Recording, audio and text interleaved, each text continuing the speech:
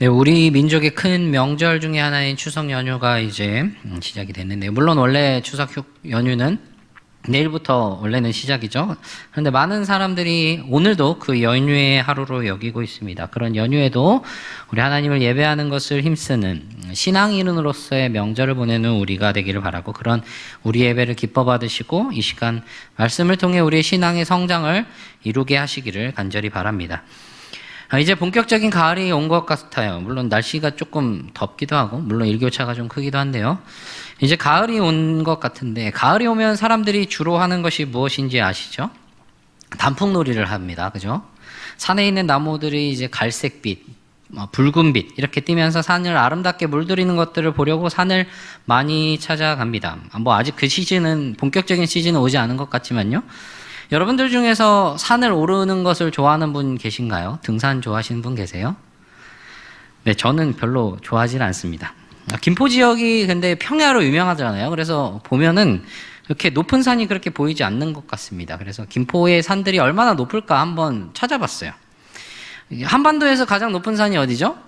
백두산. 네, 백두산이 이제 남한에서는 2,744m로 측정을 하고 북한에서는 2,750m로 이제 측정을 하는데, 어쨌든 정말 높은 산이죠. 그리고 남한에서 가장 높은 산은 제주도에 있는 한라산입니다. 1950m로 알고 있었는데 어떤 백과사전에 보니까 1947m라고 돼 있더라고요. 어쨌든 그것도 굉장히 높은 산이죠. 김포에 있는 산들, 유명한 산 뭐가 있어요? 저기 저쪽 풍무 넘어가는 길에 장능산 있잖아요. 장능산이 150m. 하성의 태산이라는 산이 있대요. 그 산이 135m. 네, 문수산. 여러분들 아시죠? 문수산이 그나마 가장 높은데 376m랍니다. 네, 산 높이를 왜 이렇게 이야기를 했냐면, 여러분들이 150m, 350m 이렇게 이야기를 하면 그렇게 멀게 느껴지지 않아요. 우리 100m 달리기, 150m, 200m 이렇게 달리기를 하잖아요. 일반적으로 우리가 산을 정말 좋아하는 사람들 빼고는 이 미터라는 단위를 보면 주로 평지를 떠올리면서 비교를 합니다. 그래서 산을 오르다 보면은 정상에 0.5km, 정상까지 0.3km, 0.1km 이런 팻말들을 볼 때가 있습니다. 이제 산을 오르다가 너무 힘들어서 그냥 여기까지만 하고 내려갈까 하는데 팻말이 딱 보이는 거죠. 그 0.1km, 0.3km, 300m? 얼마 안 남았구나 하고 이제 가는데, 실상은 어때요? 생각보다 꽤 걸려요. 생각보다 한 10배에서 100배는 더 힘이 들고 시간이 됩니다. 우리가 살아가는 삶도 예상했던 것보다 더 걸리는 경우도 있고 더 힘이 드는 경우도 있어요. 때로는 우리가 생각했던 것보다 힘을 들이지 않고 빨리 되는 경우도 있지만, 많은 경우에서 우리의 생각보다 많은 시간이 걸리고 많은 힘이 들어가는 경우들이 많습니다. 예측이 되는 경우도 많지만 예측이 되지 않는 경우가 더 많이 있는 것 같아요. 참 다양한 경우들이 있죠. 그런 모습 속에서 과연 우리는 무엇을 생각을 해야 될까? 그런 우리가 무엇을 예측하면서 생각을 해봐야 될까, 바라봐야 될까라는 생각을 해보게 됩니다. 우리가 이제 계속해서 여호수아 말씀을 통해서 가나안을 정복하는 이 이스라엘의 백성의 모습을 보게 됩니다. 여호수아 13장에 들어가면 이제 본격적으로 가나안 땅을 이제 지파별로 분배를 하기 시작해요. 그 분배하기에 앞서서 이제 마지막으로 치르는 전쟁, 이 전투가 바로 오늘 11장의 내용입니다. 물론 분배받고 난 다음에도 계속해서 전쟁은 치러져요. 전투는 치러지면서 정복을 계속하고, 그리고 그 정복의 과정 속에서 다 정복하지 못한 것도 있지만, 어쨌든 이스라엘 전체로서 본격적인 정복 전쟁은 이 11장까지 이어진다는 것이죠. 여러분, 정복 전쟁이 어떻게 이루어졌다고 했죠? 6장에서 8장에서는 가나안 어디 지역? 중부 지역을 이렇게 정복을 했습니다. 그래서 그것을 갈라서 여리고로부터 시작해서 아이까지 이어지는 그 가나안 가운데를 잘라서 이들의 세력을 분산시켰어요. 그리고 나서 9장, 10장 이렇게는 가나안 남부 지역을 점령을 했죠. 아모리 연합군들을 격파하고 그 지역들을 다 점령을 했습니다. 그럼 중부, 남부를 점령했으면 남은 건 어디인가요? 북부죠. 이제 북부, 이 가나안 북방 지역을 정복하고 있는 모습을 오늘 11장에서 보게 됩니다. 여러분, 가나안 남방 지역에서 여호수아가 이스라엘이 이 여리고와 아이를 점령한 소식을 듣고, 그리고 기브온이 이 이스라엘에 항복한 것을 듣고 이 사람들이 모였어요. 누가 들었죠? 예루살렘 왕 아도니세덱이라는 사람이 듣고 이렇게 연합군을 결성을 했어요. 그러면서 이스라엘을 대적을 했죠. 그리고 그들은 이스라엘에게 패배했습니다. 진멸당했어요. 그리고 이 소식을 들은 북방 지역에서도 이제 연합군을 결성을 합니다. 남방에서는 예루살렘 왕 아도니세덱이 이제 주축이 돼서 그들을 결성을 했다면, 이 북방에서는 하솔 왕 야빈이 그 역할을 하게 됩니다. 하솔이라는 지역은 어디 있냐면 갈릴리 지역에 있는 도시예요. 갈릴리 호수에서, 갈릴리 바다에서 약 북쪽으로 약 13km 정도 떨어진 곳에 있는데, 경제적으로 굉장히 중요한 도시였고요. 그리고 정치적으로도 굉장히 전략적인 도시였습니다. 북방의 다른 도시들에 비하면 꽤 크고 사람도 많았던 도시로 추정이 됩니다.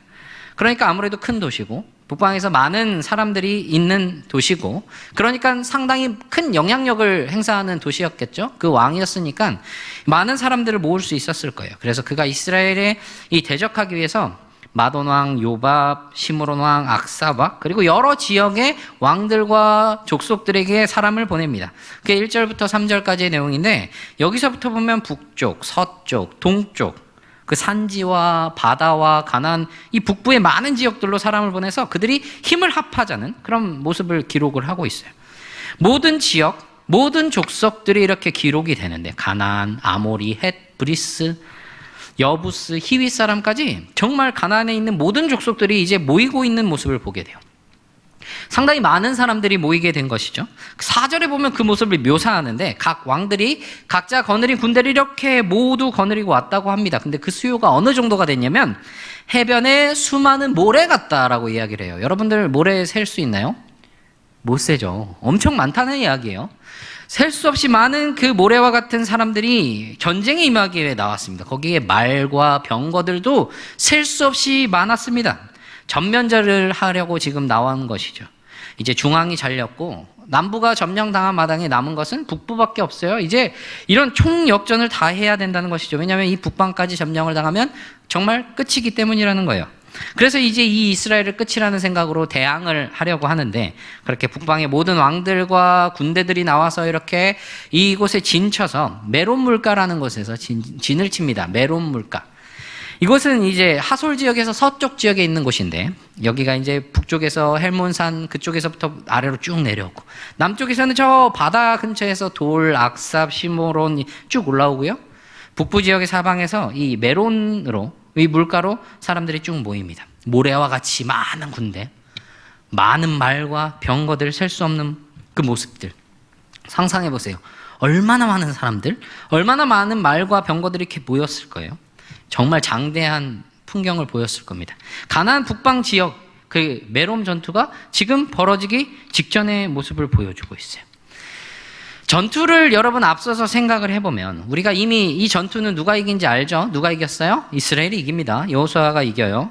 그런데 그 결과가 이제 12장에서 여호수아와 이스라엘이 정복한 가나안 왕들의 명단을 통해서 그것을 볼 수가 있는데, 왕들의 명단이 이렇게 쭉 나열이 됩니다. 12장에 보면. 이것을 구분해서 살펴보면 중부와 남부 지역의 왕들이 몇 명이냐면 총 16명이에요. 그리고 나머지 15명이 북부 지역의 왕입니다. 대략적으로 지역을 부분해봐도 북부가 굉장히 넓어요. 갈릴리 바다가 있는 곳이어서 사람들이 많이 모여 살았던 것이죠. 그런데 성경의 기록, 이 여호수아의 전쟁의 기록을 보면 북부와의 전쟁이 가장 짧습니다. 중부 지역이 가장 좁은데 중부 지역에 대한 정복 전쟁에 대한 그 기록이 가장 많이 기록이 되어 있어요. 오히려 가장 넓은 이 북부의 점령 기록이 짧다는 것이죠. 지금 이 전투 단 하나의 이 메론 물가의 전투만 기록되어 있는 것이죠. 이것을 통해서 우리는 볼 수 있는 것이 성경은 단순한 사건 일지가 아니라는 거예요. 그냥 시간적인 순서로 역사적인 사건들을 이렇게 배열해 놓은 것을 아니라는 겁니다. 성경이 무엇을 말하느냐? 하나님의 구원 역사의 원리를 나타내요. 그리고 그것에 따른 결정적인 실행의 사건들을 보여주기 위해서 그 사건들을 기록을 합니다. 그러니까 성경은 구속사 원리의 책이라기 때문이죠. 구속사 중심의 책이기 때문이라는 거예요. 그러면 이 여기에서 이 단 하나 전투를 통해서, 이 메론 물가의 전투를 통해서 하나님께서 보여주시고자 하는 것이 과연 무엇일까? 이 북부 지역의 전투를 통해서 이 이후의 점령, 중부에서처럼 하나님께서 전적으로 이루어 가시는 그러한 놀라운 기적에 대한 기록, 이곳에는 없습니다. 남부에서처럼 하나님께서 이스라엘에게 싸우게 하시고 그 싸움을 도와주시는 그 놀라운 이적들 또한 이 북부에서는 기록이 되어지고 있지 않아요. 그런데 동일한 내용이 한 가지 있습니다. 그것이 무엇이냐? 6절이에요. 여호와께서 여호수아에게 이르시되 그들로 말미암아 두려워하지 말라. 내일 이맘때에 내가 그들을 이스라엘 앞에 넘겨주어 몰살시키리니 너는 그들의 말 뒷발에 힘줄을 끊고 그들의 병거를 불사르라 하시니라. 무엇입니까? 승리를 약속하신 겁니다. 전투에 들어가기 앞서서 또 한 번 하나님께서는 이 이스라엘에게 승리를 약속하셨어요. 여리고성 정복을 앞둔 이 여호수아에게, 그리고 이 남부와의 전투를 앞선 이 이스라엘에게 이야기하신 것과 같이 또한 승리를 약속을 하십니다. 거기에 이번에는요, 구체적인 이야기까지 하세요. 언제라고 이야기를 하셨죠? 내일 이맘때에 너희가 승리하겠다라고 그렇게 이야기를 하셨습니다. 그러니까 이 전투에서 중요한 건 뭐예요? 승리하냐 승리 안 하냐, 그게 중요한 겁니까? 아니죠. 하나님 이미 승리를 약속을 하셨어요. 승리가 관건이 아니라는 겁니다. 그것은 이미 기정사실이 되었던 거예요. 그러면 하나님이 내일 이맘때에 너희가 승리할 것이라고 확정을 하셨는데, 그럼 관건은 무엇이냐? 그 다음 일이라는 거예요. 그 승리를 얻은 이스라엘이 어떻게 그 이후의 일들을 처리하느냐에 그 관건이 있다는 것입니다. 이제 메론 물가의 전투가 이어져요. 여호수아와 이스라엘 군사들이 이 수많은 군대들이 모인, 그리고 셀 수 없는 말과 병거들이 모인 이 메론 물가로 가서 연합군들을 습격을 합니다. 그들을 무찔러요. 대승을 거둡니다. 그리고 이것에 대한 근거 무엇인가요? 여호와께서 그들을 이스라엘의 손에 넘겨주셨기 때문에 말씀하신 대로 내일 이맘때에 이스라엘은 대승을 거두게 됩니다. 그래서 이 적군들을 추격해 나가요. 북서쪽으로 미스르봇, 마임, 그리고 시돈까지 거쳐서 이렇게 추격하고요. 북동쪽으로는 미스바 골짜기, 그들이 왔었던 그곳까지 추격해서 그들을 따라갑니다. 언제까지? 한 사람도 남기지 않을 때까지 그들을 추격합니다. 여러분, 그들이 얼마나 많았어요? 바다의 모래같이, 해변의 모래같이 많았습니다. 굉장히 많은 그 사람들을 다 추격하여서 쳐서 죽이는 데까지 얼마나 많은 수고와 많은 시간이 필요했겠습니까? 정말 많은 시간이 필요했을 거예요. 그럼에도 그를 끝까지 추격하는 이 모습을 나타낸 것은 하나님께서 이들을 진멸하라고 하신 그 명령을 지키고자 하는 이 이스라엘의 확고한 의지가 분명하게 나타난 겁니다. 하나님의 명령을 지키는 게 무엇이죠? 순종. 하나님이 허락하신 승리를 얻는 이 승리 이후의 일을 어떻게 처리하느냐? 그것은 순종이라는 겁니다. 그러면 이들의 지금의 순종의 모습은 무엇입니까? 추격하고 이어서 여호수아는 하나님께서 그들을 승리를 약속하실 때 말씀하신 것과 같이 이렇게 말해요. 여호와께서 자기에게 명령하신 대로 행하여, 하나님의 명령대로 행했다고 합니다. 순종했다고 해요. 그것이 무슨 내용이냐? 그들의 말 뒷발에 힘줄을 끊고 그들의 병거를 불사릅니다. 여러분, 고대 근동에서 말과 병거는요, 당시 군사력의 핵심이었어요.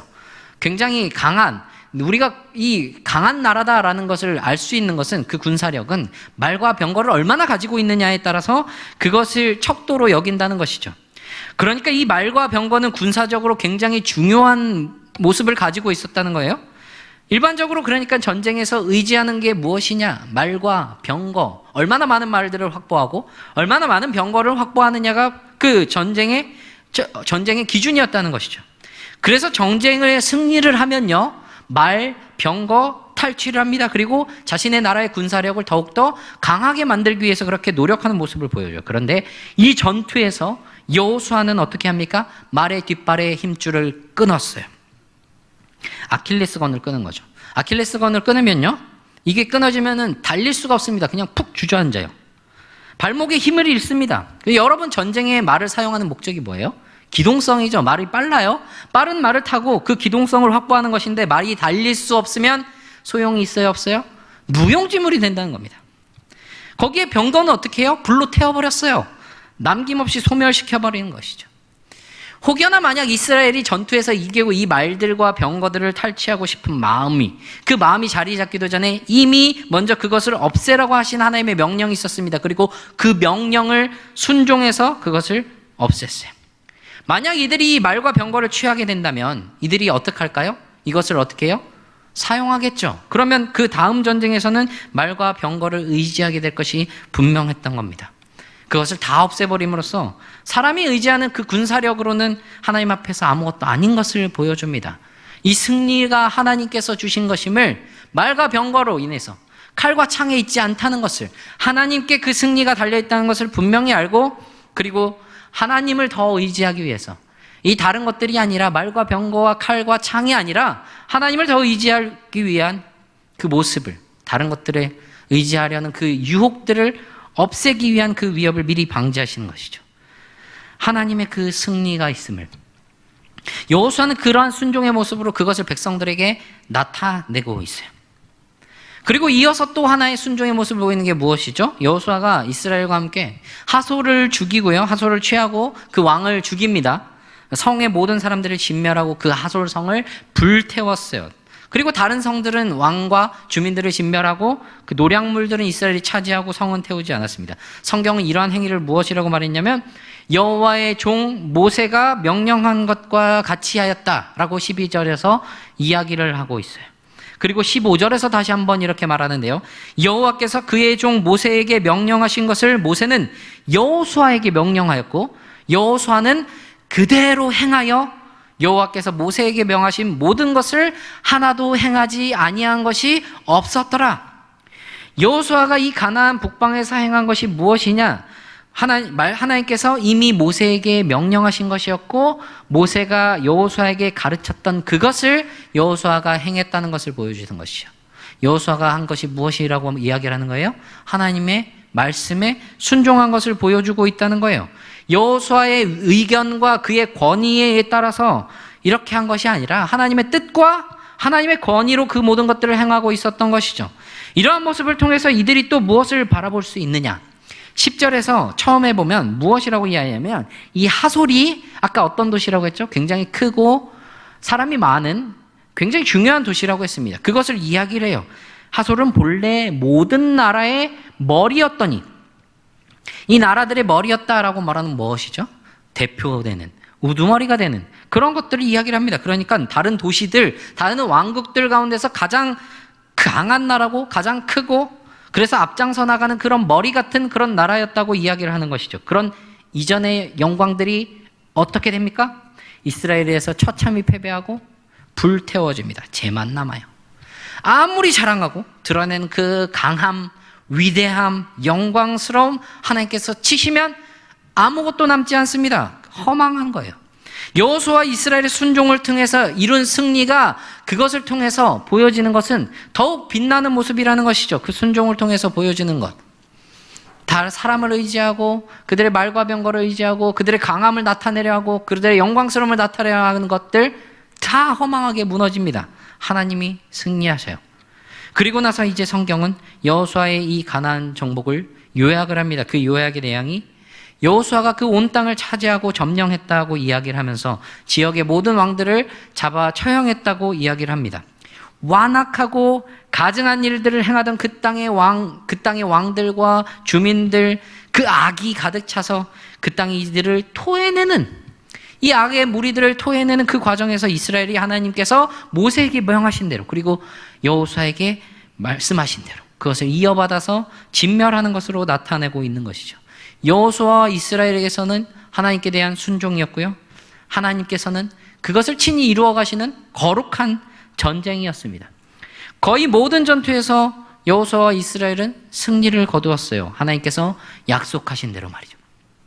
그런데 여기에서 분명한 한 가지 사실, 우리가 좀 알아야 할, 기억해야 될 한 가지 사실이 여기 있습니다. 18절에서 이렇게 이야기를 해요. 18절, 여호수아가 그 모든 왕들과 싸운 지가 오랫동안이라. 가나안 정복이요, 우리가 보기에는 6장, 7장, 8장, 9장, 10장, 11장 순식간에 지나온 것 같아요.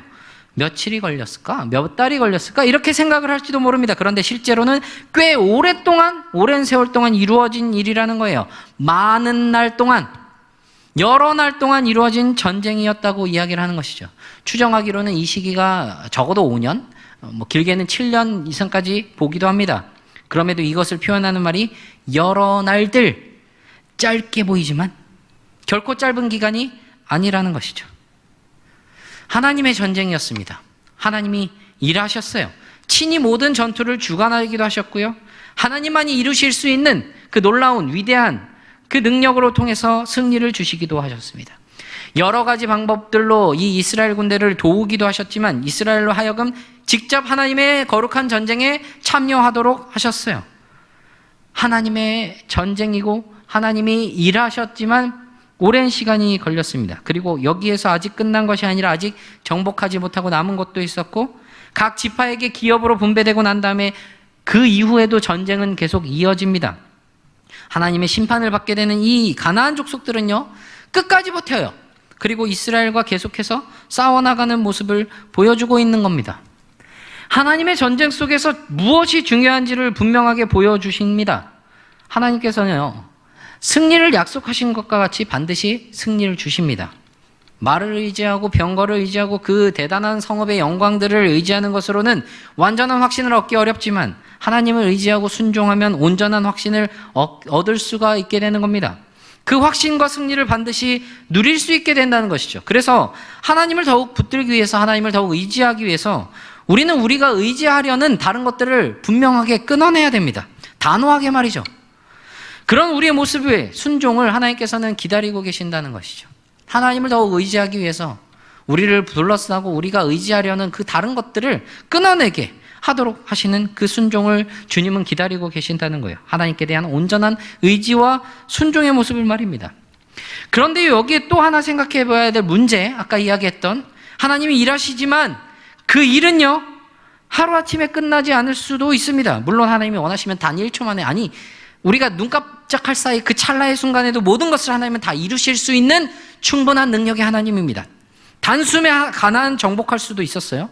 여러분 여리고 보셨잖아요. 무너지는 거 순식간이었어요. 이스라엘이 돈다고 7일 동안 그것을 돌았다고 무너진 것이 아니라 하나님이 그것을 명령하셨고 그 순종대로 따라하셨기에 했기에 하나님이 그것을 무너뜨리셨다는 거 우리 잘 알고 있잖아요. 7일이 아니었어도 한 바퀴만 돌았어도 하나님이 그것을 명령하신 대로 그들이 순종했다면 하나님은 그 일을 행하실 충분한 능력이 있으신 분이라는 거예요. 가나안 정복도 마찬가지라는 거죠. 그런데 하나님께서는 그렇게 하지 않으셨어요. 이스라엘로 하여금, 여호수아로 하여금 그 전쟁을 이끌어 가도록 하셨고요. 하나님께 대한 온전한 순종의 모습을 나타낼 수 있도록 하나님은 기다리시고 나타내는 그 모습을 기뻐하셨습니다. 그 전쟁이 임하도록 하시는 그 모습, 싸우게 하시는 그 모습, 그와 마찬가지로 우리도 이 전쟁 가운데 그 전투에 임할 수 있도록 우리에게도 역할을 주신다는 거예요. 그런데 그 일이 며칠이 걸릴지, 몇 년이 걸릴지, 얼마나 걸릴지 알 수가 없습니다. 상황과 환경을 보면은 불확실해요. 지금의 우리가 보고 있는 이 상황들 우리는 예측할 수도 없었잖아요. 이런 상황들이 이렇게 길게 이어질 거라고는 생각도 못했어요. 그런데 이런 상황과 환경들이 계속 이어집니다. 그러면 우리가 이 상황과 환경들, 예측할 수 없는 이 상황과 환경들을 보면 불안해요. 불안합니다. 불확실하니까요. 이거 이루어지는 게 맞을까? 하나님의 약속이 정말 맞는 걸까? 이게 정말 하나님의 약속이었을까? 내가 잘못 착각한 건 아닐까? 내가 지금 이렇게 나아가는 게 정말 맞는 길일까? 오히려 나는 더 나빠지는 것 아닐까? 라는 그런 불확실한 속에서 불확실함을 붙들고 그것을 바라보면 그런 것들이 우리가 의지하고 있는 그 모습들이 흔들릴 때마다 우리 또한 흔들립니다. 그럼 우리는 무엇을 보아야 할까요? 우리가 무엇을 의지해야 할까요? 일하시는 분을 바라보아야 하는 겁니다. 능력이 있는 분, 능력을 나타내시는 분을 바라보아야 하는 것이죠. 약속을 주신 분을 우리가 의지해야 한다는 겁니다. 승리를 약속하신 하나님만을 우리는 바라보아야 한다는 겁니다. 그분을 의지하는 가운데 우리가 하나님이 그 일 가운데 우리에게 맡기신 그 역할, 순종으로 붙들며 나아가야 하는 그 모습을, 기다리는 모습을 우리는 걸어 나가야 한다는 것이죠. 다른 의지할 것들 과감하게, 심지어 그게 우리에게 너무 필요하고 너무 좋아 보일지라도 그것을 너무 의지하는 모든 것들 과감하게 버리고 이루어지지 않는 그 하루하루에 불안해하면서 조급해하는 것이 아니라 우리에게 승리를 약속하신 그 하나님께서 신실하시기에, 그리고 지금도 일하시고 계시고 앞으로도 일하실 것이기에, 그리고 앞으로 이루시겠다는 그 약속 지금도 계속해서 이루고 나가고 계시기에, 그럼 우리는 하나님을 의지해야 한다는 겁니다. 그런 하나님을 우리가 신실하게 의지함으로, 충성으로, 순종의 모습으로 나아감을 통해서 하나님을 더욱 의지하고 하나님을 더욱 사랑하고 하나님만을 바라보고 예배하기에 힘쓰는 거룩한 청년들이 되시기를 간절히 바랍니다.